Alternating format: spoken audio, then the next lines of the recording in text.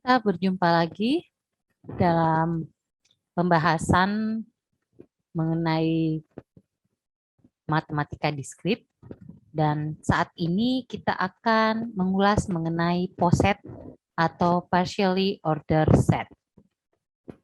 Nah, ini adalah kemampuan akhir yang diharapkan, yaitu setelah pembahasan ini Anda akan dapat membuktikan tentang poset dan lattice beserta hukum-hukumnya sehingga Anda mampu menggunakannya dalam menyelesaikan masalah. Kita masuk definisi terlebih dahulu, ya, apa itu yang disebut poset. Jadi, suatu relasi biner dinamakan sebagai suatu relasi pengurutan tak lengkap atau relasi pengurutan parsial atau partially ordered set, disingkat poset, jika ia memenuhi tiga sifat ini, ya. Yang pertama, refleksif, yang kedua, antisimetris, dan yang ketiga, transitif. Nah, apa yang disebut refleksif, antisimetris, dan transitif itu akan kita bahas satu persatu. Yang pertama, refleksif, ya. Relasi R pada himpunan A disebut refleksif jika pasangan terurut A, A berada di R untuk setiap A tersebut merupakan anggota dari himpunan A. Ya. Jadi setiap anggota himpunan A dipasangkan dengan dirinya sendiri, ya.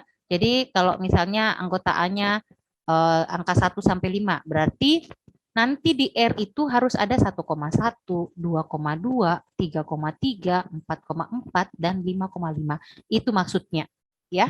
Jadi dia refleksif, pencerminan, ya. A dengan A, 1 dengan 1, 2 dengan 2 dan seterusnya. Nah, relasi R pada himpunan A tidak refleksif jika ada, ya, kalau ada berarti apakah satu saja, atau dua atau tiga, pokoknya kalau ada satu saja anggota A, sedemikian sehingga ternyata A, A itu tidak ada di dalam relasi, maka itu tidak refleksif. Jadi kalau ada angka 1 sampai 5 anggotanya A, ternyata yang ada di R itu cuma 1,1, 2,2, 3,3, 4,4 saja.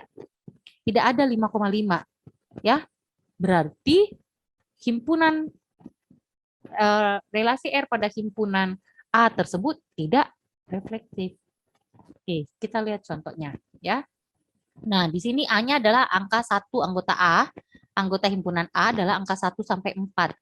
Nah, ini adalah relasi R-nya, ya. Yang bagian A, ini relasi-relasi R-nya.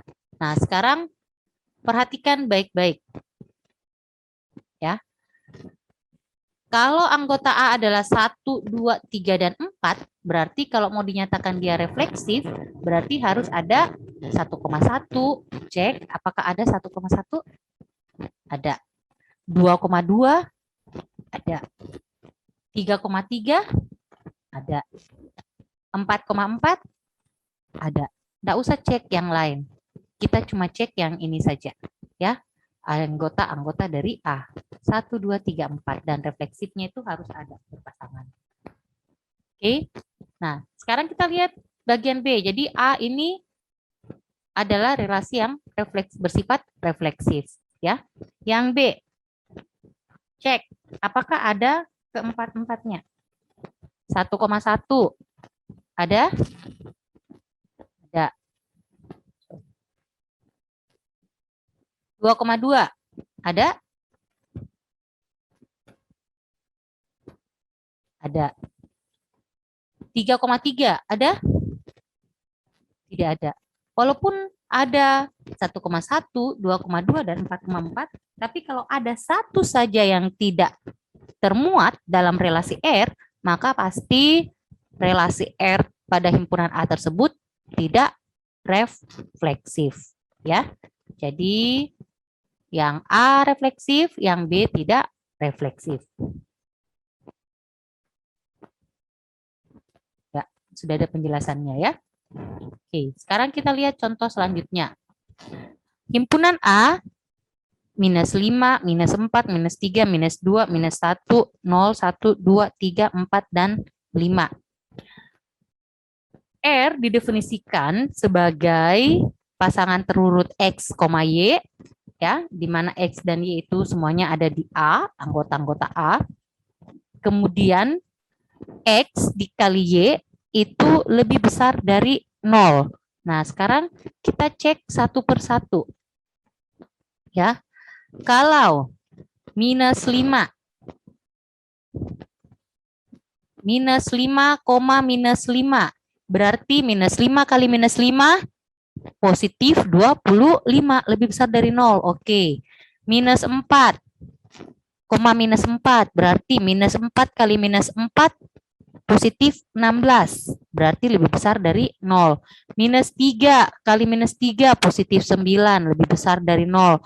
Minus 2 kali minus 2 positif 4, lebih besar dari 0.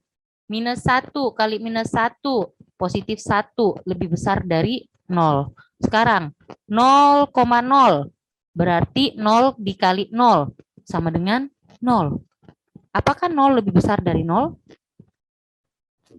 Apakah dia lebih besar? Tidak. Berarti 0,0 itu tidak berada di dalam R. Ya. Kalau 1,1, 2,2, 3,3, 4,4, 5,5 pasti juga semuanya ini kalau dikali pasti lebih besar dari 0. Ini terpenuhi semua. Ternyata ada satu anggota ya 0,0 yang tidak berada di R. Berarti dia tidak refleksif. Ya. Oke, jadi penjelasannya nih. Ambil X 0, karena 0 kali 0 sama dengan 0, maka dia tidak berada di R, karena 0 tidak lebih besar dari 0. 0 itu sama dengan 0. Ya, jadi dia tidak refleksif. Oke, kita masuk. Kalau contohnya ini bersifat general ya, tidak lagi ditentukan X-nya anggota himpunannya apa saja. Ya, 1, 2, 3 kayak tadi. Nah, sekarang kalau himpunannya adalah bilangan bulat positif N. Jadi bilangan bulat positif itu 1, 2, 3, 4, 0 enggak masuk. Ya, kita sudah belajar di kalkulus 1 teori bilangan, 0 itu bukan bilangan bulat positif. Ya, 0 itu tidak positif dan tidak negatif. Oke, jadi yang kita mau fokus di sini bilangan bulat positif apa saja? 1, 2, 3, 4, 5, 6, dan seterusnya. Nah, kita cek 3 relasi ini. Relasi R, relasi S, dan relasi T. Apakah dia refleksif atau tidak? Nah, perhatikan. Soal yang pertama, X lebih besar dari Y. Kalau X lebih besar dari Y. Jadi kalau bilangan bulatnya 3,3 ya. Apakah 3 lebih besar dari 3? Tentu tidak kan? Ya. Jadi ini kalau kita ambil X pasangan berurutnya 3,3. Nah, ternyata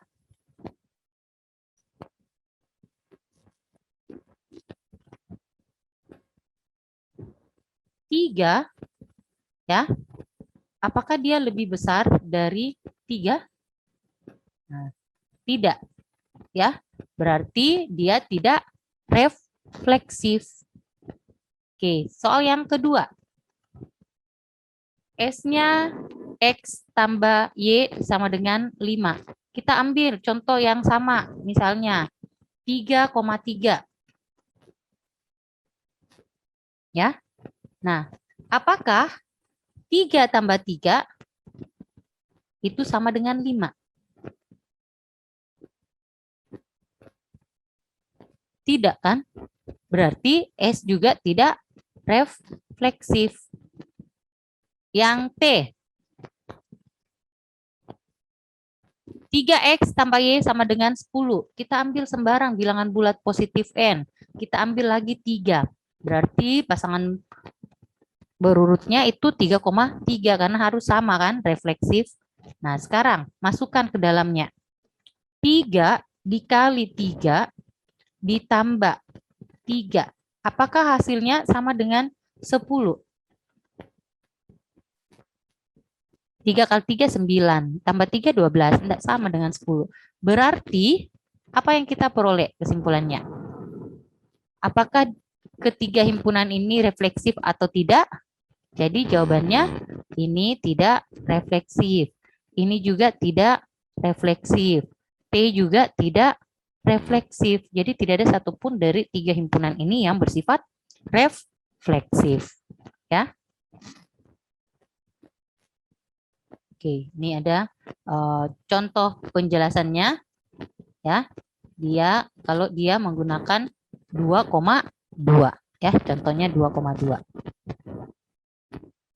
Oke, sudah paham ya tentang refleksif? Ya, jadi A, A.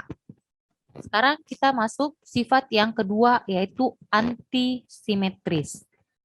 Supaya lebih paham antisimetris, kita kenali dulu apa itu simetris, apa itu tidak simetris, apa itu antisimetris, dan tidak antisimetris. Ya. Jadi nanti yang kita fokus adalah yang ini, antisimetris. Ya. Oke. Perhatikan baik-baik. Simetris itu relasi R pada himpunan A disebut simetris jika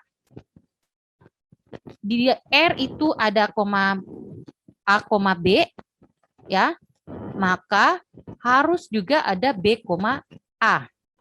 Untuk setiap A, B itu berada di A. Ya, jadi kalau ada A, B, harus juga ada B, A. Kalau ada 1,2 berarti di R juga harus ada 2,1. Kalau ada 5,5 dibalik tetap sama 5,5, jadi pasti dia ada. Jadi kalau dia dalam bentuk seperti refleksif tadi A, berarti pasti dia ada kan di situ, pasti dia simetris karena kalau dibalik 5,5 dengan 5,5 sama juga ya. A, dibalik tetap A, A. Jadi yang pertama harus bersifat simetris. Kalau ada A, B, maka harus juga ada B, A. Kalau ada A, B, baru tidak ada B, A di situ, maka pasti dia tidak simetris. Itu yang kedua. Tidak simetris jika ada A, B, tapi B, A tidak ada. Jadi lihat di sini. Ya. Ada A, B, misalnya ada 1,2, baru ternyata 2,1 tidak ada di R, berarti dia tidak simetris. Ya. Nah, perhatikan baik-baik yang ini, antisimetris.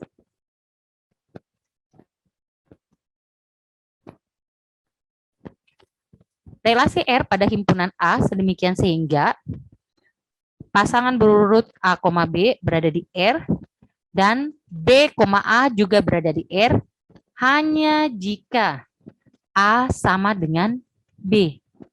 Jadi, kalau ada A, B di R, ya, dan ada juga B, A di R, kemudian, ya, A-nya itu tidak sama dengan B, atau dia di sini dinamakan berbeda A dan B-nya.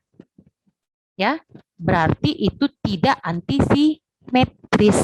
Ya, jadi kalau ada 1,2 dan 2,1 di R, berarti dia tidak antisimetris. Kenapa? Karena 1 tidak sama dengan 2. Antisimetris itu dia boleh ada asal A-nya sama dengan B. Dengan kata lain apa?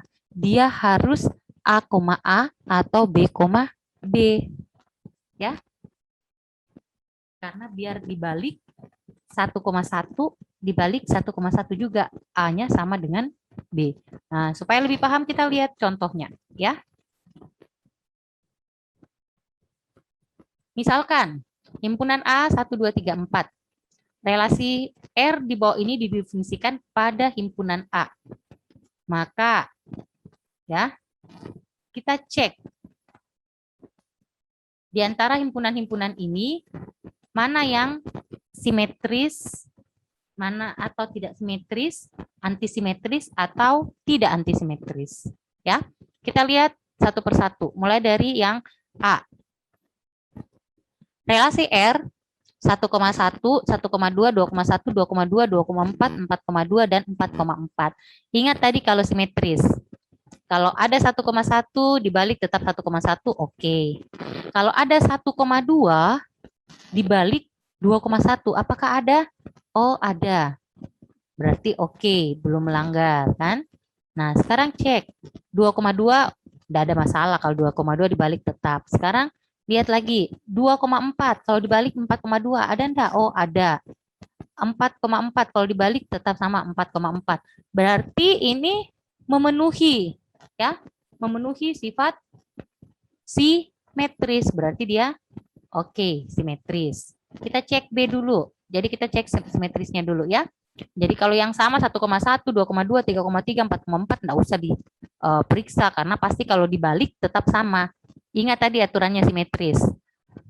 Kalau ada A, B, maka harus juga ada B, A. Nah, sekarang kita lihat. Ada 2,3. Ya. Ada 2,3. Apakah ada 3,2? Tidak ada 3,2. Berarti ini simetris atau tidak simetris? Berarti ini tidak simetris. Ya. Karena ada 2,3, tidak ada 3,2. Tidak perlu dicek lagi yang lainnya. Tidak perlu dicek angka lainnya karena kalau ada satu saja yang sudah melanggar, pasti dia tidak simetris. Oke, kita lihat yang C. 1,1, 2,2, 3,3. Nah, pasti dia simetris. Yang keempat. 1,1 ada 2,4. Cek, apakah ada 4,2? Oh, ada. Ada 3,3. Oke, berarti tidak ada masalah. Ini juga simetris. Yang E. Simetris atau tidak? Yang E. Ada 1,2. Apakah ada 2,1? Ada 2,3. Apakah ada 3,2? Ada 1,3. Apakah ada 3,1? Ya, yang satu saja kita cek ada 1,2, tidak ada 2,1, maka sudah dapat disimpulkan bahwa ini tidak simetris. Ya, biar kita tidak perlu cek yang lainnya. Oke, yang F, simetris atau tidak simetris? 1,1, 2,2 tidak perlu dicek. Yang kita cek nih, ada 2,3. Apakah ada 3,2? Ada. Oke, sip.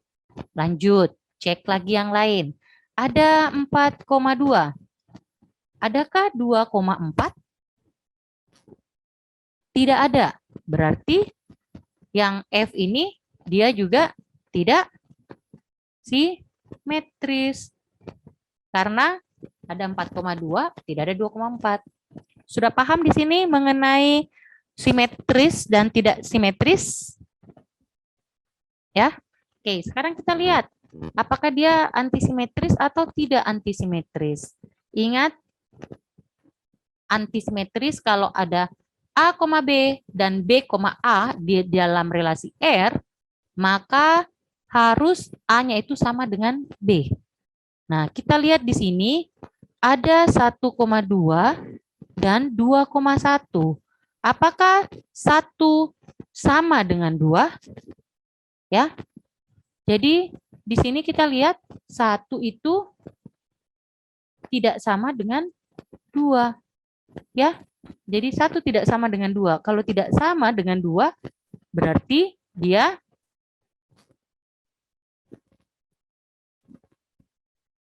antisimetris atau tidak antisimetris. Jadi yang nomor 1 ini tidak antisimetris. Ya. Jadi dia tidak antisimetris. Karena antisimetris bilang kalau ada A, B dan B, A, maka A harus sama dengan B. Kalau tidak sama, maka pasti dia tidak antisimetris.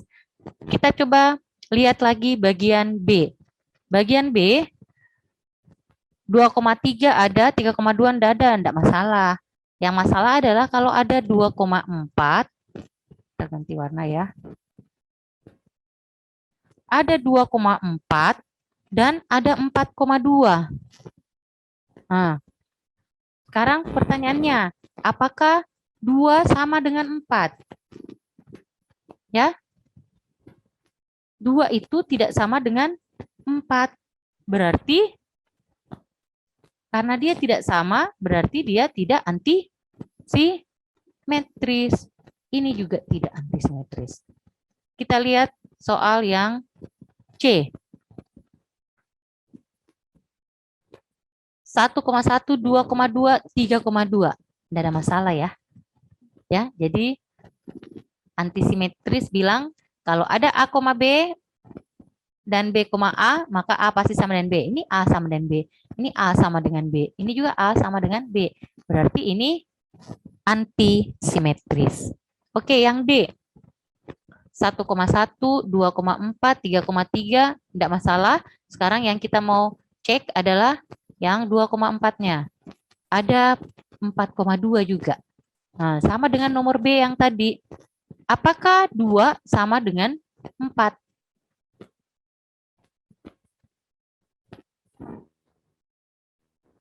Karena 2 tidak sama dengan 4, berarti yang ini juga tidak antisimetris. Ya, kita pindahkan saja ke depan semuanya ya.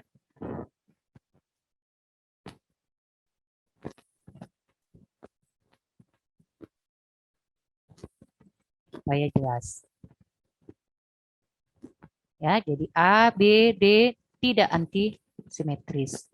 C antisimetris. Oke, kita lihat lagi yang E. Ada 1,2, apakah ada 2,1? Tidak ada, berarti tidak masalah. Ada 2,3, apakah ada 3,2? Tidak ada, tidak masalah. Ada 1,3, apakah ada 3,1? Tidak ada juga, maka tidak masalah dia. Maka ini juga antisimetris. Antisimetris kan bilang, kalau ada A, B dan B, A, maka harus A sama dengan B. Kalau tidak ada, Ji, tidak masalah. Ya. Oke, yang F.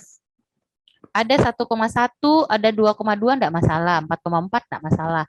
Yang bermasalah kita lihat kalau yang berbeda nih, ada 2,3 dan ada 3,2. Apakah 2 sama dengan 3? Yang 4,2 tidak perlu dicek. Apakah 2 sama dengan 3?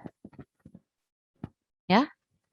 Karena 2 tidak sama dengan 3, antisimetris bilang A, B harus sama A dan B-nya. Berarti yang ini juga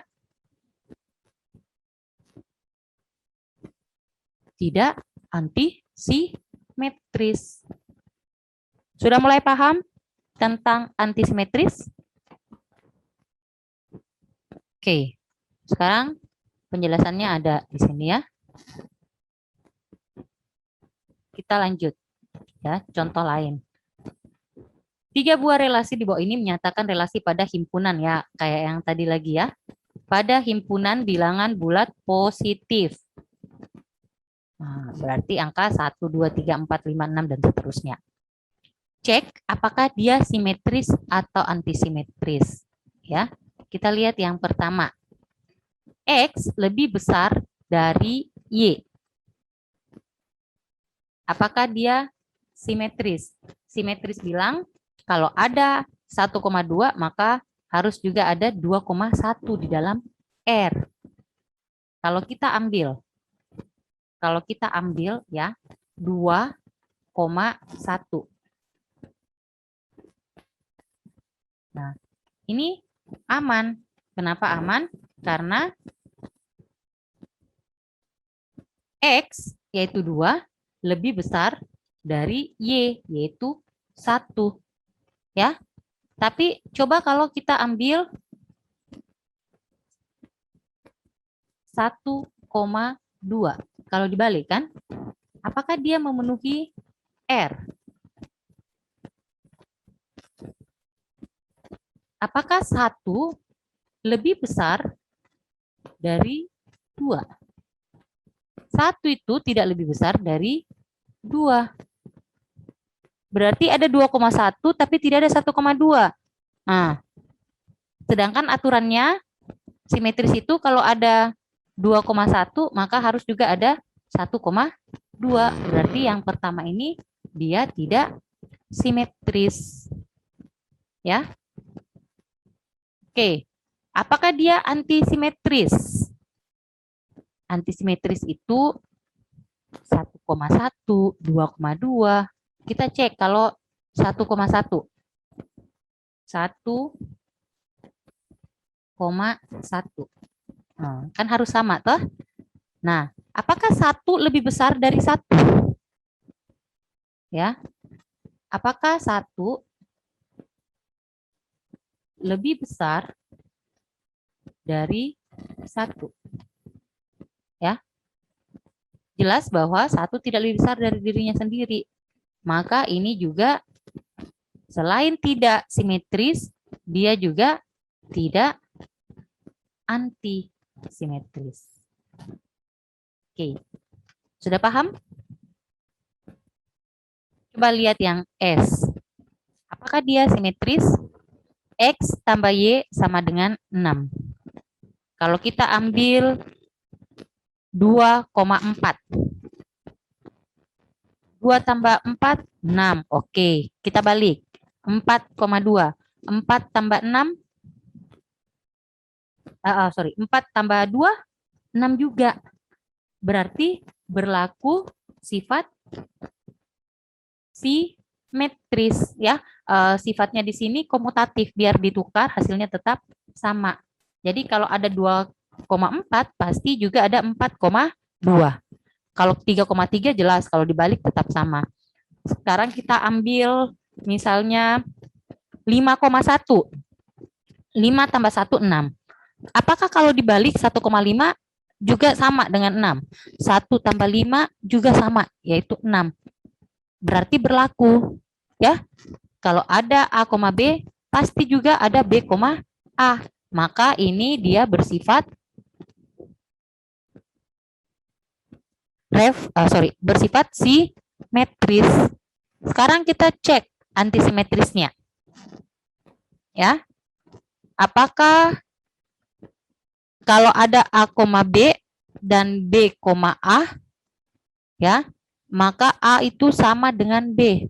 Ternyata tadi kalau kita masukkan 4,2 dan 2,4, ya, dia ada di S, sama-sama ada di S, ya. 1,5, 5,1, ya, ada di S. Nih, 4,2 ada di S, ya. Kemudian 2,4 juga ada di S, ya. Elemen gimana ya simbolnya? Ada di, bukan gitu ya.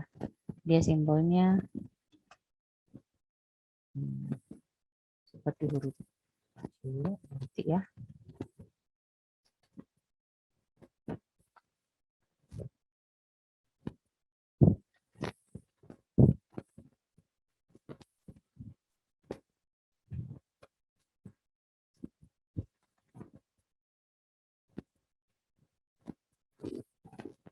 Oke. 4,2 ada di S. 2,4 juga ada di S. Tapi 4 tidak sama dengan 2. Jadi kesimpulannya dia walaupun simetris dia tidak antisimetris, ya. Oke, sekarang kita lihat yang T. 3X tambah Y sama dengan 10.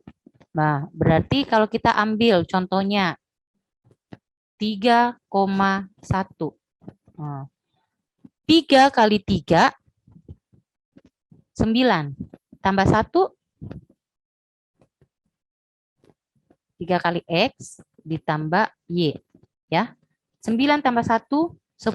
Oke, benar. Kalau kita balik, 1,3. Apakah juga dia memenuhi S? 3 kali X ditambah Y. Apakah sama dengan 10? 3 kali 1, 3. Tambah 3, 6. Dia tidak sama dengan 10. Berarti dia T-nya ini tidak simetris. Nah, sekarang kita lihat apakah dia antisimetris. 3X tambah Y sama dengan 10. Antisimetris bilang X dan Y-nya itu harus sama. Berarti sama jadi dengan 3X tambah 1X. Berarti 4X. 4X dibagi 10. Ya, 4X sama dengan 10. Berarti X itu 10 dibagi 4. Jadi yang dia terpenuhi hanya saat X-nya 2,5. Apakah 2,5 itu bilangan bulat positif? Tidak. Ya. Jadi tidak ada karena tidak ada angka yang kalau dibalik kita lihat tadi ya di sini kalau dibalik dia tidak, kalau dibalik 3,1 dibalik 1,3 tidak bisa, tidak memenuhi. Apakah ada angka kalau dibalik dia memenuhi? Ya. Paham maksud saya? Apakah ada pasangan berurut kalau X, Y dibalik Y, X, hasilnya nanti 3 kali dirinya itu hasilnya ditambah lawannya itu hasilnya 10. Kalau ada, berarti ternyata ada X, Y dan Y, X di dalam himpunan T, di dalam relasi T, di mana X-nya tidak sama dengan Y. Ya, kalau seperti itu, maka dia tidak antisimetris. Ya. Oke, kita cek ya. Apakah ada caranya? Yaitu kalau X, Y berarti 3X tambah Y sama dengan 10. Kita balik. Apakah Y, X berarti 3 kali Y ditambah X sama dengan 10. Ya. 3Y tambah X sama dengan 10. Dibalik kan? Nah, sekarang kita eliminasikan untuk mendapatkan nilai X dan Y. Nah, kita kurangkan. 3X dikurang yang dibawanya cari yang X. 3X dikurang 1X, berarti 2X. Ini yang di atas 1Y dikurang 3Y, berarti min 2Y. 10 dikurang 10, 0. Maka hasilnya seperti ini. 2X kurang 2Y sama dengan 0. Ini ya. 3X kurang X, 2X. 1Y dikurang 3Y minus 2Y. Nah, sekarang ini minus 2Y kita pindahkan di sebelah kanan. Berarti dia menjadi 2X sama dengan 2Y. Nah, kedua ruas kita bagi 2. Ya. Jadi 2 kita bagi dengan 2 habis. Maka tinggallah X sama dengan Y. Ya, jadi kita peroleh nilai X sama dengan Y. Ternyata 3X tambah Y sama dengan 10, ya. Kalau dibalik 3Y tambah X sama dengan 10, itu hanya dapat terjadi saat X-nya sama dengan Y. Berarti di sini berlaku sifat antisimetris. Benar kan? Antisimetris bilang dibalik maka A-nya harus sama dengan B. Ya, ini X-nya sama dengan Y. Oke, berarti dia tidak simetris, tapi dia antisimetris. Oke, paham sampai di sini ya? Ini penjelasannya ya.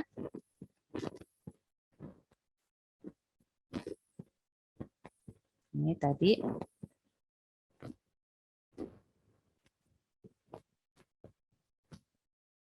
Dia simetris tapi tidak antisimetris ya. Ini dia tidak simetris tapi dia antisimetris. Oke, sekarang ini ya penjelasannya tadi.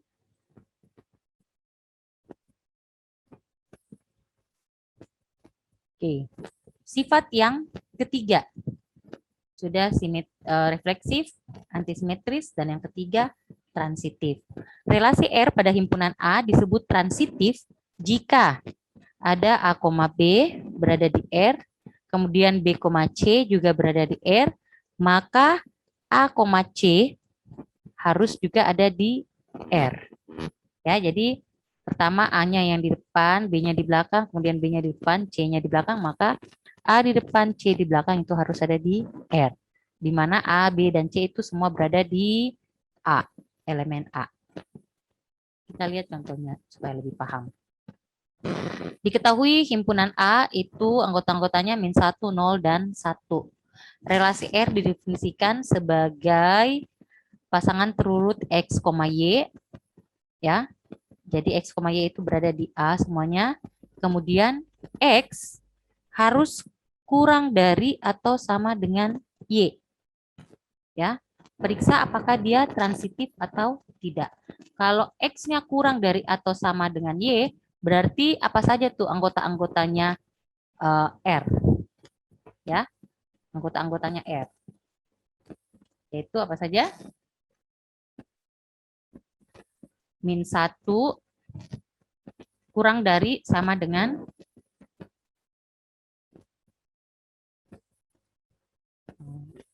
min 1 kurang dari sama dengan dirinya sendiri. Kan sama dengan. Kemudian apa lagi? Min 1 kurang dari min 1 kurang dari 0. Kan? Apalagi anggota R? Min 1 kurang dari 1. Ini kan? Kalau min 1 yang di depan. Nah, min 1 kurang dari dirinya sendiri, kurang dari 0, kurang juga dari 1. Sekarang apalagi? Aturannya itu kurang dari sama dengan Y. Ya. Apalagi yang kurang dari sama dengan Y? Mulai lagi dari 0. 0 itu apakah kurang dari min 1? Tidak. 0 kurang dari dirinya sendiri. Kemudian 0 kurang dari 1. Oke. Nah, sekarang kita ke 1. Apakah 1 kurang dari min 1? Tidak. 1 kurang dari 0? Tidak. 1 itu kurang dari sama dengan dirinya sendiri. Nah, kurang dari sama dengan. Ya. Oke. Jadi ini anggota-anggotanya R. Perhatikan, apakah R transitif atau tidak? Ya. Jadi kita cek, kalau kita cek itu kita bikin di sini A, B-nya. Nah, kemudian di sini B, C-nya. Ya. Kemudian di sini C, A, C-nya. Ya, jadi kita bikin kotak A, B, C, A, C. Ya, jadi kita buatkan kotak-kotaknya seperti ini. Nah, kita masukkan angka-angkanya di sini. Yang pertama min 1, min 1.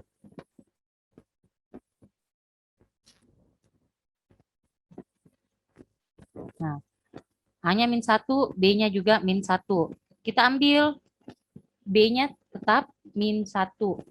Nah, C-nya terserah. Kalau tetap min 1, nah, C-nya min 1 pasti tetap juga min 1 ya. Jadi seperti ini. A-nya min 1, B-nya min 1, C-nya juga min 1. Maka A, C juga tetap min 1, min 1. Ya. Nah, kalau yang begini kan sebenarnya tidak perlu dicek. Kalau sama, AB, BC, AC semuanya sama pasti ada. AB ada, BC ada, AC juga ada. Semuanya ada. Ya. Nah, sekarang kita ambil lagi contoh yang lain. Ya. Min 1 lagi kita ambil min 1, min 1, kemudian B-nya min 1, ini BC-nya itu min 1,0 ya. Nah, jadi ini harus sama. Yang huruf keduanya menjadi huruf pertama di sini ya. Jadi ini min 1, ini min 1. Nah, sekarang A, C-nya adalah lihat yang huruf pertama, ini C-nya 0. Berarti di sini min 1,0. Nah, ada semua enggak di situ? Min 1, min 1 ada, min 1,0 ada, min 1,0 ada. Nah, berarti ini juga ada. Ya, sekarang kita ambil lagi contoh yang lain. Ya, min 1 lagi, 1. Ya, jadi di sini harus 1. Nah, di sini 1, berapa? Nah, yang ada ya, kita ambil yang ada. 1, yang ada sini cuma 1,1. Ya. Nah, berarti min 1, ujungnya di sini ini min 1, ujung depan, ini belakang. Min 1,1. Nah, cek apakah ada min 1,1 di atas. Ya, ini min 1, min 1,1 ada. 1,1 ada, min 1,1 juga ada. Ya. Oke, sekarang kita ambil lagi contoh yang lain. Berapa lagi? Nah, kalau yang min 1 di depannya min 1,1 sudah ya. Min 1, min 1 sudah. Sekarang kita ambil min 1,0 ya. Min 1,0. Kita ambil pasangannya di sini 0 ya. 0,0 nanti 0,1. Nah, ternyata pasangannya nanti min 1,0 lagi. Ya. Nih. Min 1,0. Ada enggak semua di sini? Min 1,0 ada, 0,0 ada, min 1,0 juga ada. Ya. Ambil lagi contoh yang lain.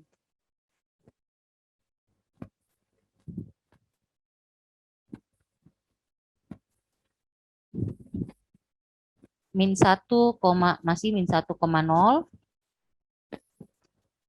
Ya. Nah, di sini tadi sudah 0,0, kita ambil lagi 0,1. Nih. 0,1. Oke. Nanti hasilnya berapa?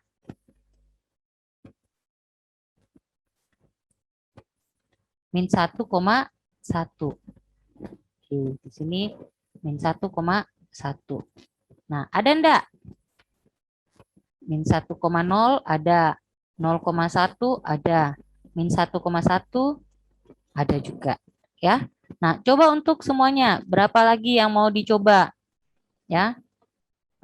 Sudah min 1, semua sudah ya. Min 1, min 1, min 1 sudah, min 1-nya. Coba lagi untuk 0,0 di depannya. Kemudian 0,1. Ya. Nanti kalau dipasangkan AC-nya adalah 0,1 juga. Berarti ada. Jadi ternyata selalu ada kalau dipasangkan. Maka R itu bersifat transitif. Ya. Jadi dia bersifat transitif. Jadi kalau misalnya ada X kurang dari Y1. Ya. Nah, kita ambil saja contohnya secara umum begini. Misalnya ya. X1 ya, dia kurang dari atau sama dengan Y1. Nah, kemudian Y1 ini kurang dari atau sama dengan, ambil tidak usah pakai angka ya. Ini saja. A kurang dari sama dengan B. Kemudian B ini kurang dari sama dengan C. Maka apakah A ya kurang dari atau sama dengan C? Nah, pasti ya. Kalau A-nya kurang dari B, kemudian B kurang dari C, ya pasti A kurang dari C. Pasti A kurang dari C. Paham ini? 1 lebih kecil dari 2. 2 lebih kecil dari 4, maka pasti 1 lebih kecil dari 4. Ya, maka relasi seperti ini adalah relasi yang bersifat transitif. Ya, nih, ya dia transitif. Oke, sekarang kita cek 3 relasi ini apakah R-nya transitif atau tidak. Ya, oke, yang pertama, perhatikan dulu soalnya. Himpunan A adalah angka 1 sampai 4. Ya. Relasi R yang pertama, anggota-anggotanya 2,1, 3,1, 3,2, 4,1, 4,2, 4,4. Maka bikin lagi yang kayak tadi. Ya, dibikin tabelnya seperti ini. Nih, A, B, B, C, A, C. Nah, ternyata semuanya ada di dalam sini. Ya, jadi kalau 3,2 pasangkan 2,1, hasilnya harus 3,1. Oh, ada di sini. Ya, jadi lihat di sini.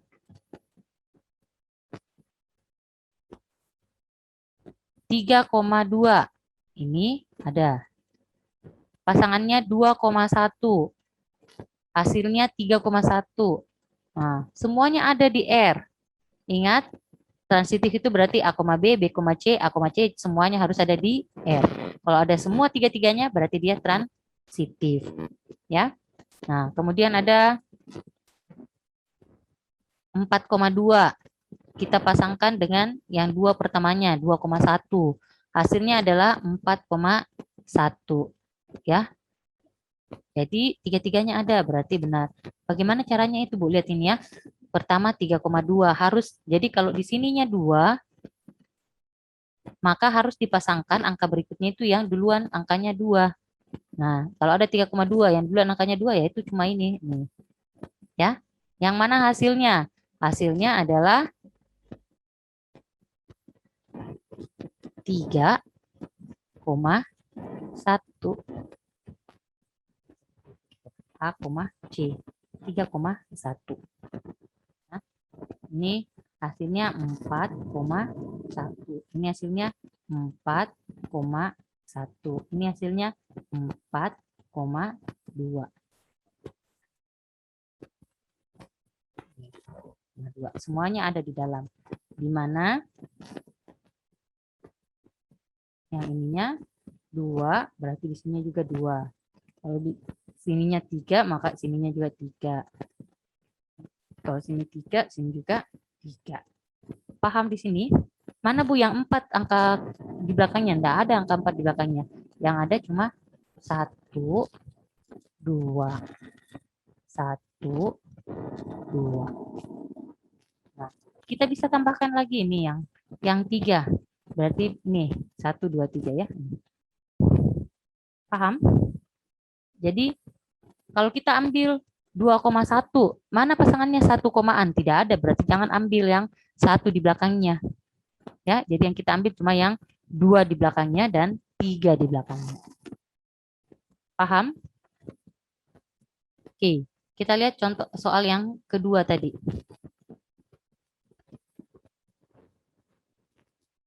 R-nya angka 1,1, 2,3, 2,4, 4,2. Ya. Nah, apakah dia transitif? Jadi yang pertama tadi ini dia bersifat transitif. Ya, dia transitif. Nah, sekarang yang B. Perhatikan, kalau kita ambil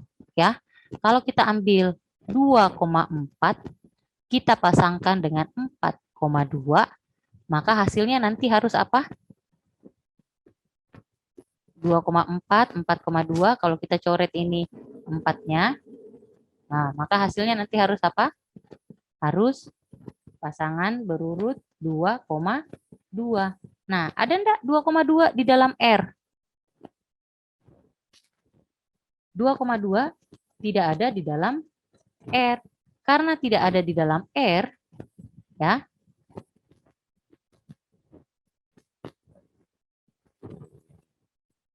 Dia tidak ada di dalam R, maka dia tidak bersifat transitif.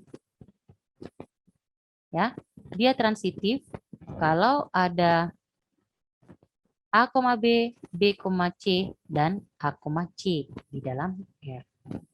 Yang C-nya, apakah dia transitif? Ya, 1,1 dipasangkan dengan 1,1 hasilnya tetap 1,1. 2,2 dipasangkan dengan 2,2 hasilnya tetap 2,2. Begitu juga dengan 3,3 dan 4,4. Ya, jadi sudah jelas pasti yang C ini dia bersifat transitif. Ya, paham ya sampai di sini? 3 sifat ini. Refleksif, antisimetris, dan transitif. Ya. Oke, ini ada semua penjelasannya. Sekarang contoh yang berikutnya lagi. Kalau tidak disebutkan lagi ya, bilangan bulat N saja lagi di sini. Ya. Jadi himpunan bilangan bulat positif N. Periksa apakah R dan S ini transitif atau tidak transitif. Kalau X-nya lebih besar dari Y, apakah dia pasti bersifat transitif? Tadi sudah saya jelaskan, kalau ada A lebih besar dari B, ya, kemudian B lebih besar dari C, maka pasti A lebih besar dari C. Kan begitu toh? Nah, berarti AB, BC, dan AC semuanya memenuhi R. Jadi R ini pasti bersifat transitif. Ya. Oke, sekarang kita cek yang kedua, relasi S. Ya, menyatakan bahwa X tambah Y sama dengan 6. Apakah dia transitif atau tidak? Nah, jadi kita ambil contoh, ya. Kita ambil satu contoh, kalau misalnya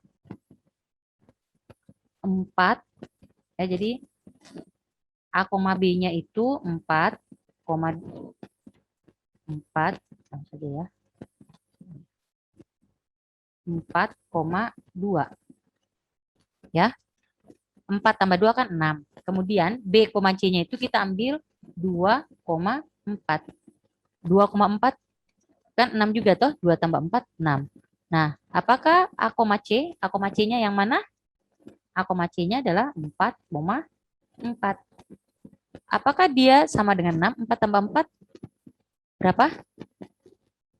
Nah, jadi ini kita bisa cek 4 tambah 2 sama dengan 6. Oke. Ini 2 tambah 4 juga sama dengan 6. Oke. Memenuhi. Sekarang yang ketiga AC-nya. 4 tambah 4. Apakah sama dengan 6? Ya. Dia tidak sama dengan 6. Ya, dia tidak sama dengan 6.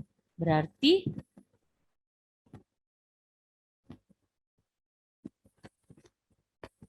relasi S ini, ya, dia tidak bersifat transitif, ya. Paham sampai sini ya? Nah, penjelasannya ada di sini. Sekarang, jadi kita sudah memahami 3 sifat tadi. Refleksif, antisimetris, dan transitif. Misalkan P, ya, dengan relasi kurang dari sama dengan adalah sebuah poset. Jika untuk setiap X dan Y berada di P, maka berlaku X kurang dari sama dengan Y atau Y kurang dari sama dengan X. Maka P dengan aturan kurang dari sama dengan ini itu disebut rantai. Ya. Jadi itu disebut rantai. Kalau X kurang Y sama dengan Y, X kurang dari sama dengan Y, dan kalau dibalik juga Y kurang dari sama dengan X. Ya. Oke, kita lihat contohnya. Misalkan Z adalah himpunan semua bilangan bulat positif. Relasi kurang dari atau sama dengan adalah sebuah relasi pada set. Periksa apakah himpunan set dengan relasi kurang dari atau sama dengan. Kita simbolkan dengan set, himpunan set dengan relasi kurang dari sama dengan itu merupakan poset atau bukan. Ya, jadi yang ini himpunannya, yang ini relasinya, ya. Oke.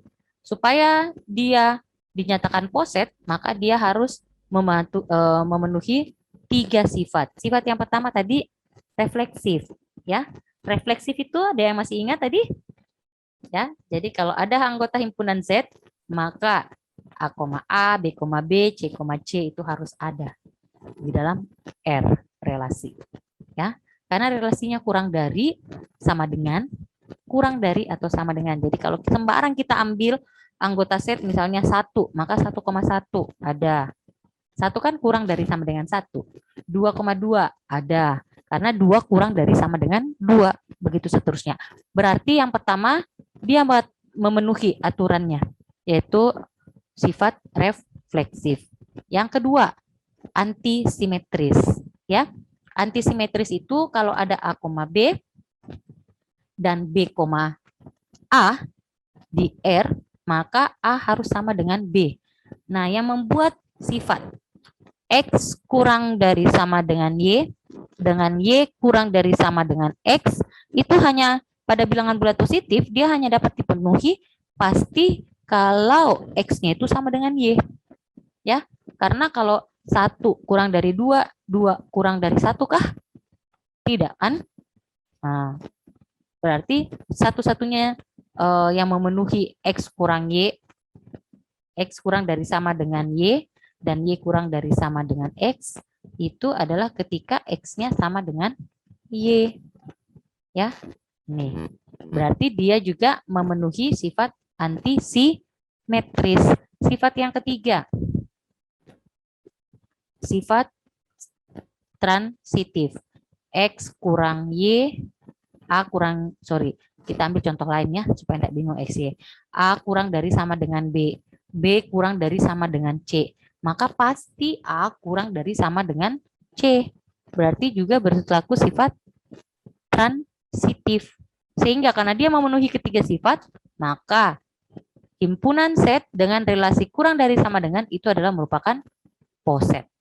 Ya, jadi ini bacanya himpunan set dengan relasi kurang dari atau sama dengan itu adalah sebuah poset. Nah, kita lihat contoh lain. Misalkan set adalah himpunan semua bilangan bulat positif. R adalah sebuah relasi biner pada set sedemikian rupa sehingga A, B ada di dalam R jika A membagi habis B. Ya. Apakah itu merupakan poset? Ya, jadi ini ada sebenarnya tambahannya seperti ini. Apakah relasi Z, apakah himpunan set dengan relasi membagi habis itu dia seperti garis lurus ya. Jadi A membagi habis B. Dia seperti ini.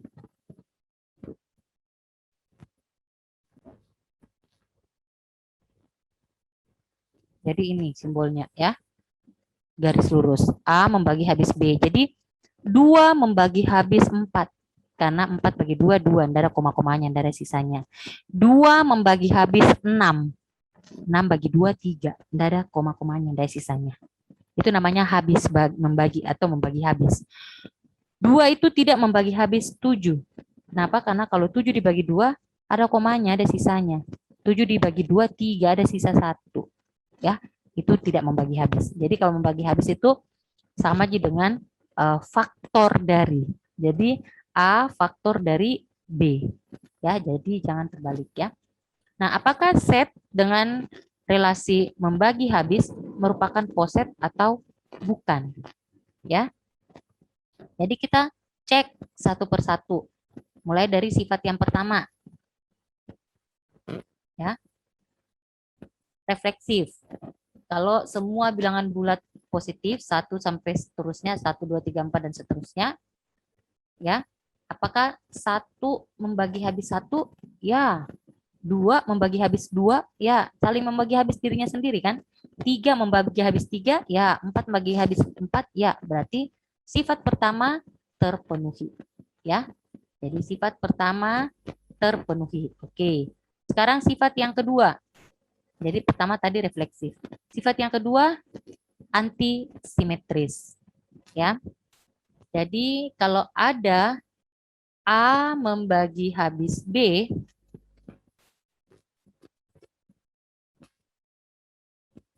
saya tuliskan saja dulu ya. Yang nomor 1 tadi, sifat refleksif itu, ya, A, koma A. Ya. Jadi artinya apa? A membagi habis A. Kan habis lah. Nah, berarti dia bersifat refleksif. Kemudian yang kedua, kalau ada A, B, sedemikian sehingga A membagi habis B. Maka kalau ada B, A, sedemikian sehingga B itu membagi habis A. Antisimetris bilang hal itu hanya bisa kalau ya itu kalau A harus sama dengan B. Ya. 2 membagi habis 6. Oke. Kalau kita balik, apakah 6 membagi habis 2? Tentu tidak. Kan? Ini hanya dapat terjadi kalau A sama dengan B. Berarti dia juga memenuhi sifat antisimetris. Ya, antisimetris. A harus sama dengan B. Sifat yang ketiga, yaitu transitif. Ya, transitif. Transitif itu kalau ada A, B, nah kita langsung saja ya. A membagi habis B. Kemudian B membagi habis C. A membagi habis B, B membagi habis C. Maka pasti A juga membagi habis C. Ya, coba. 2 bagi 6 membagi habis 6. Oke. Kemudian 6 membagi habis 12. Maka pasti 2 juga membagi habis 12. Kan begitu. Ya. Berarti dia juga memenuhi sifat transitif. Jadi set dengan relasi, jadi himpunan bilangan bulat set, bilangan bulat positif set dengan relasi membagi habis itu adalah sebuah poset. Ya, jadi dia adalah poset. Oke, paham sampai di sini?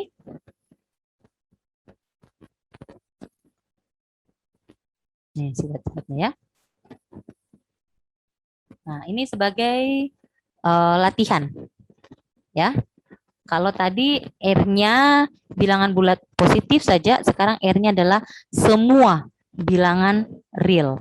Semua bilangan real itu berarti bisa 1/2, 1/3, bisa 0, -1, -2, -3, itu semua bilangan real. Ya, dicek. Itu kalau nomor 2. Kalau nomor 1 sudah ditentukan ABCD-nya. Ya, himpunan A-nya adalah A, B, C, dan D. Oke, silakan dikerja ya sebagai latihan. Nah, dari sini kesimpulannya adalah bahwa relasi kurang dari atau sama dengan, relasi lebih dari atau sama dengan, relasi membagi habis, ya, pada himpunan bilangan bulat itu semuanya merupakan relasi yang terurut sebagian atau partially ordered set. Sehingga kita mempunyai poset-poset bilangan bulat set, bilangan bulat positif set dengan relasi kurang dari, bilangan bulat positif set dengan relasi lebih dari sama dengan, bilangan bulat positif set dengan relasi membagi habis, ya. Ini adalah semuanya adalah poset. Oke. Secara umum kita notasikan simbol poset itu seperti ini. Jadi di sini relasi kurang dari sama dengan itu artinya nilainya ya lebih kecil, A lebih kecil dari B, B lebih kecil dari C, begitu seterusnya. Jadi relasi kurang dari I atau sama dengan ini itu untuk mewakili semua relasi partially ordered, ya, atau poset. Oke, sekarang kita lanjut ke diagram hash. Oke, jadi diagram hash ini adalah representase dari poset yang sudah kita bahas tadi, ya. Nah, jadi ada beberapa hal dari poset kalau dinyatakan dalam bentuk diagram itu bisa disederhanakan. Ya, yang pertama, karena poset itu bersifat refleksif, maka loop ya A, A, jadi A dipasangkan kembali ke A, maka loop itu selalu ada pada setiap titik. Sehingga karena kita sudah paham pasti ada loopnya, maka tidak perlu kita gambarkan. Itu sudah jelas bahwa pasti ada loop di situ, ya. Yang kedua, dengan mengasumsikan bahwa semua busur selalu berarah ke atas, maka tanda panahnya bisa kita hilangkan. Dan yang ketiga, karena semua sisi yang mewakili sifat transitif, ya, jadi karena semuanya A lebih, misalnya A lebih kecil dari B, B lebih kecil dari C, maka pasti A lebih kecil dari C, jadi itu sudah otomatis, ya. Jadi kita boleh menghilangkan sisi transitif itu, ya. Nah, kita boleh lihat contohnya seperti ini.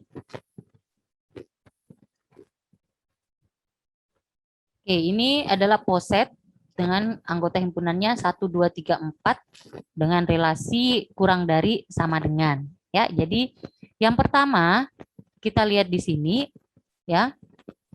Kalau kita menggambarkan posetnya, ya, sifat yang pertama satu yang refleksif ya A, berarti 1,1, 2,2, 3,3, 4,4, ya. Kemudian sifat yang kedua ya antisimetris, satu lebih kecil dari satu, ya, hanya jika A sama dengan B, 1 sama dengan 1, ya. Kemudian 1,2 tidak mungkin 2,1, jadi dia seperti ini, ya. Kemudian sifat yang ketiga transitif, ya. Jadi yang kedua tidak usah kita perhatikan, sifat kedua kita cuma lihat sifat 1 dan 3, ya. 1 lebih kecil dari 2, 1 lebih kecil dari 3, 2 lebih kecil dari 3, ya. Jadi ini 1 lebih kecil dari 2, 2 lebih kecil dari 3, maka pasti 1 lebih kecil dari 3, seperti ini, ya. Nah, ini sifat transitif. 2 lebih kecil dari 3, 3 lebih kecil dari 4, maka 2 lebih kecil dari 4. 1 lebih kecil dari 3, 3 lebih kecil dari 4, maka 1 lebih kecil dari 4. Sifat transitif, ya. Bisa seterusnya, ya. 2 dengan 3, 2 dengan 4, ya, seperti itu. Nah, yang pertama tadi aturannya mengatakan bahwa loop bisa dihapus, ya. Jadi loopnya ini bisa kita hapus.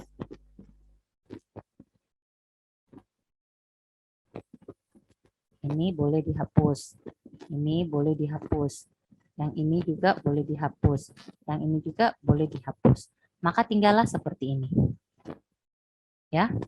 Yang kedua, menyatakan bahwa karena asumsinya bahwa semakin ke atas itu semakin lebih besar, ya, tanda panahnya itu boleh kita hilangkan, ya. Jadi tanda panah di sini boleh kita hapus. Tanda panah di sini kita boleh hapus. Tanda panah di sini boleh kita hapus. Tanda panah di sini boleh kita hapus. Tanda panah di sini boleh kita hapus. Tanda panah di sini boleh kita hapus. Maka dia seperti ini, ya. Selanjutnya, sifat transitif boleh kita hapus, ya. Jadi 1 lebih besar dari 2, lebih kecil dari 2, 2 lebih kecil dari 3, 1 otomatis lebih kecil dari 3.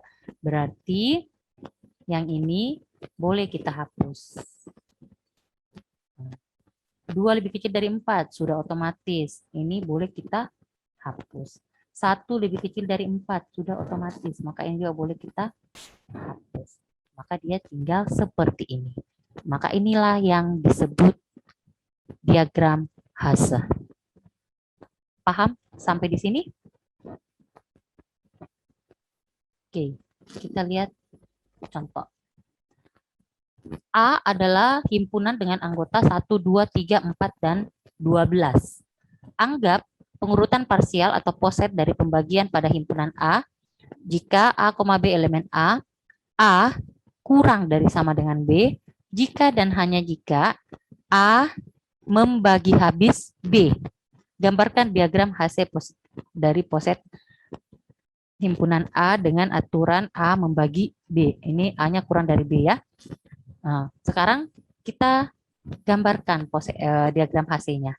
Pertama, yang paling kecil itu 1. Ya. 1 itu pasti membagi habis 2, 3, 4, 12 dan dirinya sendiri yaitu 1. Ya, berarti dia paling bawah. Kemudian 1 ini ya, di atasnya kita kasih angka 2. Ya. 3 tidak boleh di atasnya 2. Kenapa? Karena 2 tidak membagi habis 3. Ya, berarti 3 di sebelah sini. Jangan di atasnya 2. Jadi kita bisa gambarkan nanti ini 2, 1 membagi habis 2, 1 juga membagi habis 3, tapi tidak ada panahnya, tidak ada garisnya antara 2 ke 3, tidak ada. Ya, sekarang 4 lagi. 4 itu membagi habis 2, berarti kita bisa taruh 4 di atasnya 2. Ya, nih. Nah, tapi 4 tidak boleh di atasnya 3. Kenapa? Karena 3 tidak membagi habis 4. Jadi kita tidak bisa gambarkan garis dari 3 ke 4 ya. Yang bisa cuma dari 2 ke 4. Ya. Kemudian 12.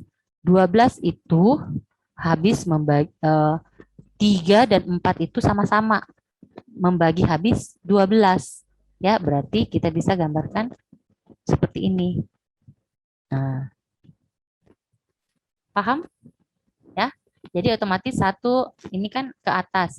1 membagi habis 2, 4, 12 juga membagi habis 3.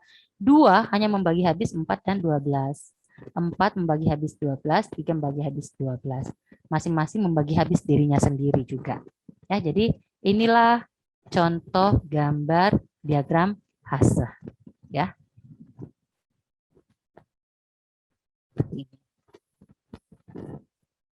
Oke.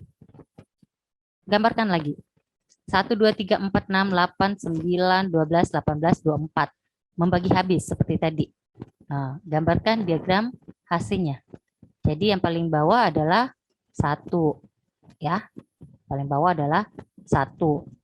Kemudian 1 seperti tadi lagi membagi habis 2, tapi tidak membagi habis 3. Berarti 3 tersendiri di sini. Ya. Kemudian 4 itu membagi habis 2. Nih.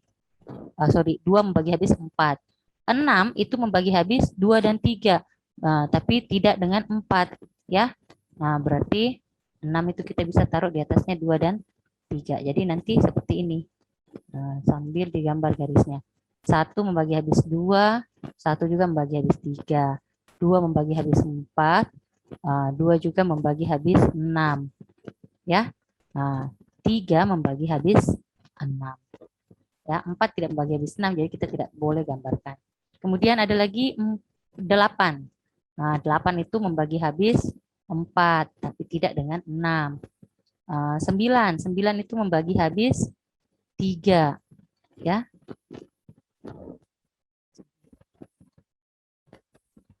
Kemudian ada 12. 12 itu membagi habis 4 dan 6. Ya, nih 12. Sini. Kemudian 18. Oh, tunggu. Kita kasih turun-turun dulu ya.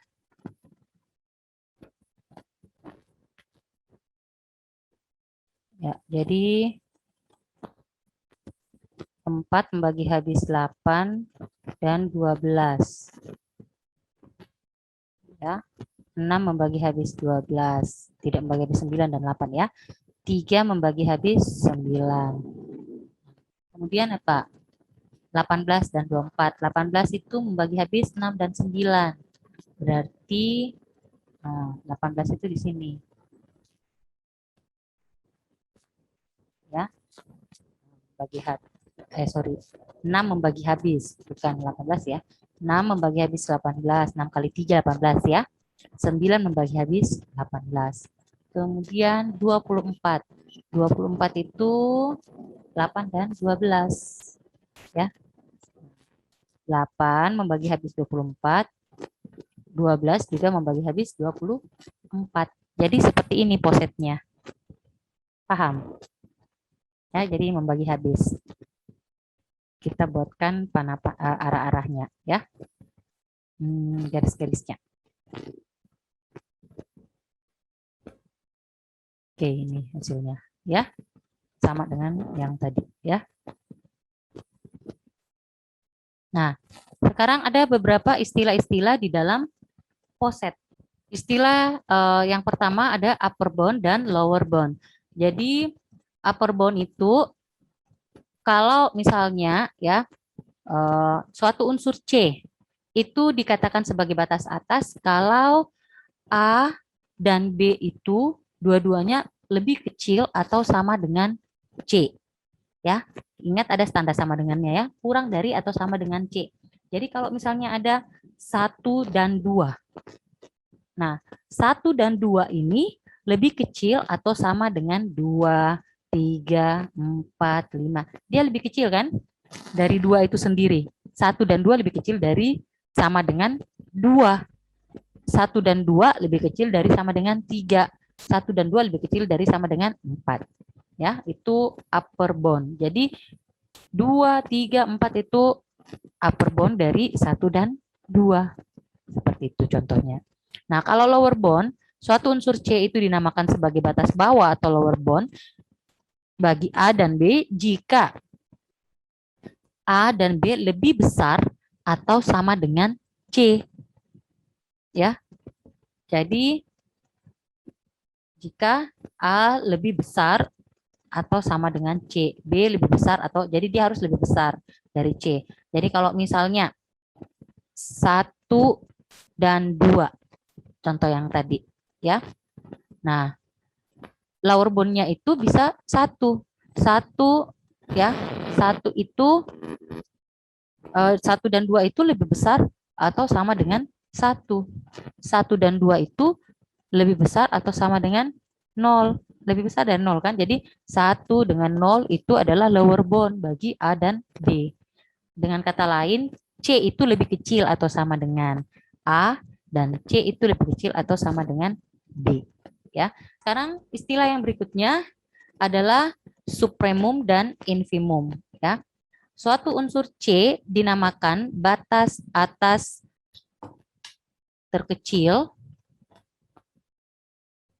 atau least upper bound ya atau supremum bagi A dan B jika C merupakan suatu batas atas bagi A dan B dan tidak ada batas lain lagi yang bersifat lebih kecil dari C itu.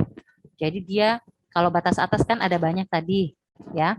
Nah, batas atas terkecil itulah supremum. Kalau infimum batas atas batas bawah terbesar. Tadi kan batas bawahnya ada banyak ya, contohnya tadi. Nah, yang terbesar itulah yang disebut infimum ya, disingkat BBT atau batas bawah terbesar, greatest lower bound. Oke, kita lihat contohnya di sini ya. Cari batas atas dan batas atas terkecil dan batas bawah serta batas bawah terbesar dari C dan D dan E dan F. Jadi ada dua ini yang kita mau cari. C dan D dulu, baru E dan F. Ya, kita lihat yang C dan D dulu. Ini C dan D. Ini dia. Yang mana batas atasnya? Ya, batas atasnya itu yang lebih besar dari C dan D. Ya, jadi di garisnya C dan D yang lebih besar dari C dan D ada apa? Ada D itu sendiri lebih besar sama dengan ya, ada tanda sama dengannya. Berarti D itu sendiri apalagi? E, F, dan G. Di antara D, E, F, dan G, yang terkecil adalah D. Maka D adalah supremum atau batas atas terkecil dari C dan D. Oke, kita cek E dan F lagi. Ya. Nah, E dan F itu yang ini. Ya.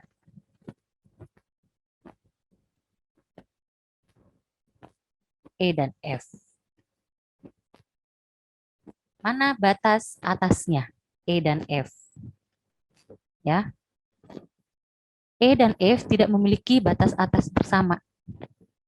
Ya, batas atasnya E ya, E itu sendiri, batas atasnya F, F itu sendiri. Tidak ada batas atas bersamanya. Berarti E dan F tidak memiliki batas atas dan juga tidak memiliki supremum. Ya. Oke, sekarang kita kembali ke C dan D yang tadi. Ya. C dan D. Yang mana batas bawahnya? Batas bawah dari C dan D itu adalah C itu sendiri, A, dan B. Itu batas bawahnya.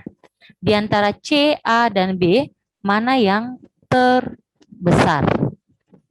Ya, jadi yang terbesar tentunya adalah C. Maka infimumnya atau batas bawah terbesarnya adalah C. Ya. Sekarang kita kembali lihat yang E dan F. Ya.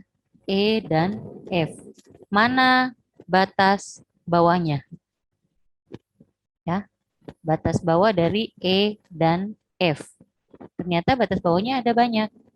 Ada D, ada C, ada A, dan ada B. Di antara D, C, A, dan B, mana yang terbesar? Yang terbesar adalah D. Maka infimum atau batas bawah terbesar dari E dan F adalah D. Ya, sudah paham di sini ya? Tentang supremum dan infimum. Oke, ini soal latihannya. Anda buat diagram AC-nya, cari batas atasnya, cari batas bawah. Ya. Jadi sudah 2 soal ya yang harus Anda kerjakan. Oke, selanjutnya ada istilah lattice. Ya, suatu poset sehingga setiap 2 unsur S mempunyai batas atas terkecil atau supremum dan batas bawah terbesar atau infimum yang tunggal, itulah yang disebut lattice. Jadi setidaknya dia harus memiliki batas atas dan batas bawah yang tunggal, hanya satu. Ya, kalau tidak ada berarti dia bukan lattice. Oke. Diketahui himpunan X, anggota-anggotanya 2, 3, 4, 6, 8, dan 12. Dan posetnya itu relasinya digambarkan sebagai X faktor dari Y. X faktor dari Y. Nah, gambarlah diagram HC-nya. Ya. Kemudian, apakah dia lattice atau bukan? Kemudian cari batas atasnya. Oke, jadi kita gambarkan dulu ya.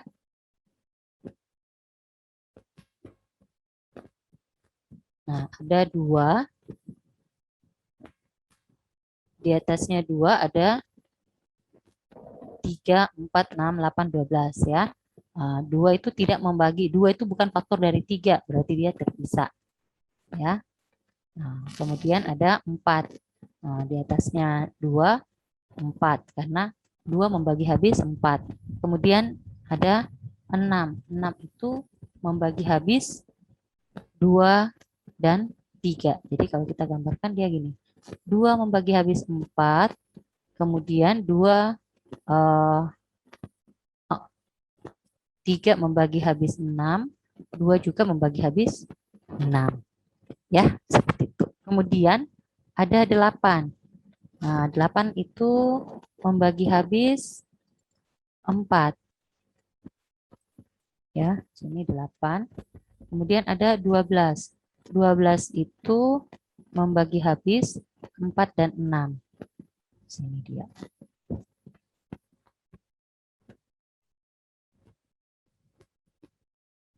Oke. Kita turunkan dulu sedikit ya. Oke, 6 membagi habis 12, 4 membagi habis 12, 4 juga membagi habis 8. Oke. Jadi ini gambar diagram hasilnya. Ya. Selanjutnya, apakah dia merupakan lattice? Nah, kalau mau mengecek apakah dia merupakan lattice, kita bisa mengecek ya. Jadi harus semuanya, semua unsur-unsurnya itu punya supremum dan infimum yang tunggal. Nah, kita ambil contoh 3 dan 2 ya. Kalau 3 dan 2 kita ambil sebagai contoh, maka apakah 3 dan 2 ini memiliki batas bawah? Tidak ada kan? Berarti dia tidak memiliki infimum.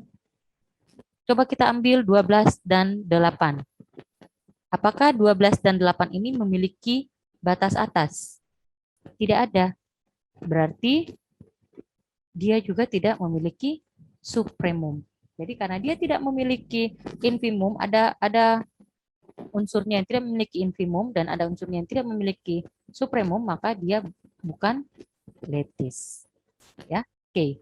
Selanjutnya C. Carilah batas atas terkecil, batas bawah terbesar dari 4 dan 6. Berarti yang kita mau cari adalah yang ini. 4 dan 6. Ya. Jadi 4 dan 6. Batas atasnya 4 dan 6 apa? Yang di atasnya 4 dan 6 adalah 12. Nih. Ya. Jadi batas atasnya 12. Batas atas terbesarnya ya 12 itu sendiri. Ya. Oke. Batas bawahnya antara 4 dan 6, di bawahnya adalah angka 2. Nih, di bawahnya. Lihat saja arah garisnya. Ya. Nah, berarti batas bawahnya adalah 2. Batas bawah terkecilnya ya hanya 2 itu saja infimumnya. Oke, sudah mulai paham ya? Ini dia jawabannya.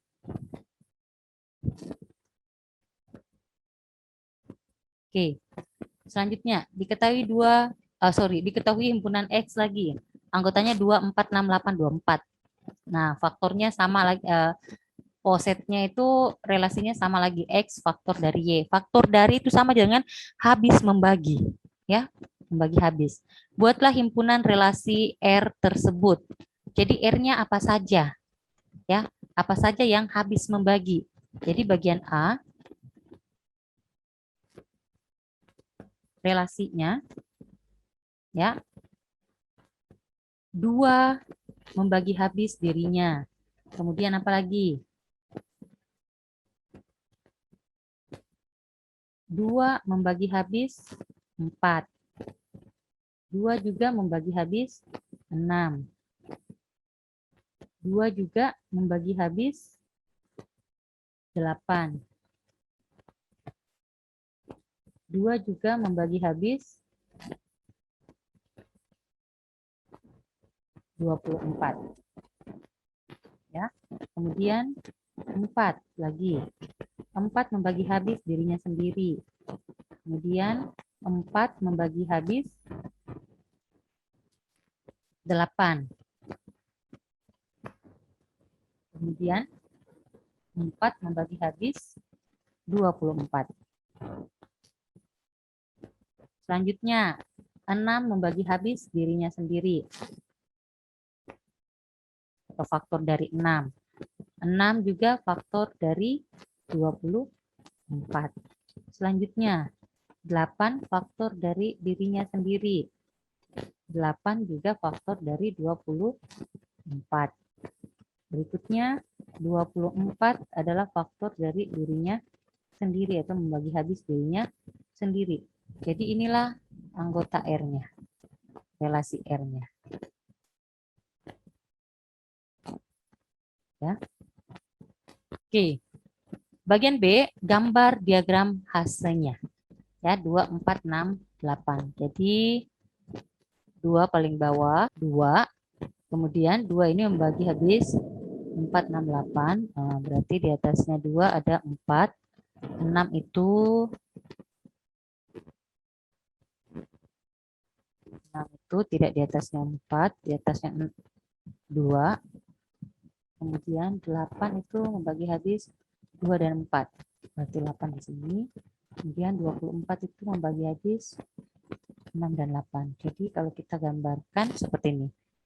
2 membagi atau faktor dari 4. 2 juga faktor dari 6. Tidak usah ke 8 ya. Kenapa? Karena 4 faktor dari 8. Otomatis 2 faktor dari 8 juga. Ya. 6 bukan faktor dari 8. Kemudian 6 faktor dari 24. 8 juga faktor dari 24. Ya. Jadi seperti ini. Apakah relasi kurang dari sama dengan merupakan lattice? Ya, relasi X faktor dari Y ini adalah lattice. Jelaskan.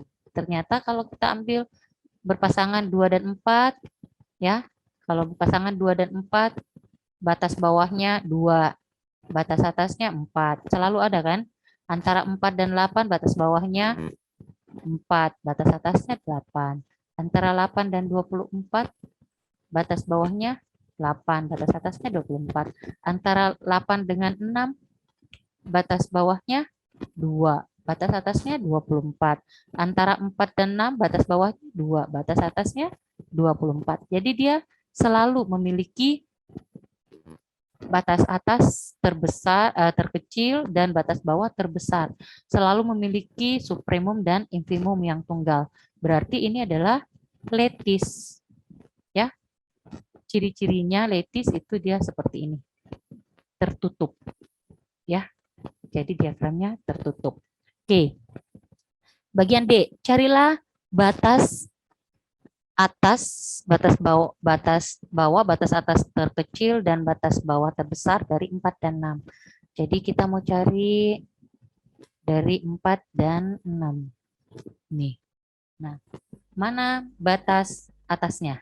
Di atasnya 4 dan 6 bukan 8. Ya. Kenapa? Karena 6 bukan membagi habis 8. Ya. Jadi yang batas atasnya itu adalah 24. Hanya 24. Berarti itu pun yang merupakan batas atas terkecilnya. Batas bawah dari 4 dan 6 adalah 2. Hanya 2. Jadi 2 ini merupakan infimum atau batas bawah terbesar dari 4 dan 6. Ya. Oke, sudah banyak contoh-contoh yang diberikan. Sudah paham? Ya, ini dia jawabannya tadi ya. Ini keterangannya. Ya, dengan demikian selesai. Jadi ada 2 soal latihan tadi dikerja ya. Terima kasih atas perhatiannya. Ya. Sampai jumpa pada materi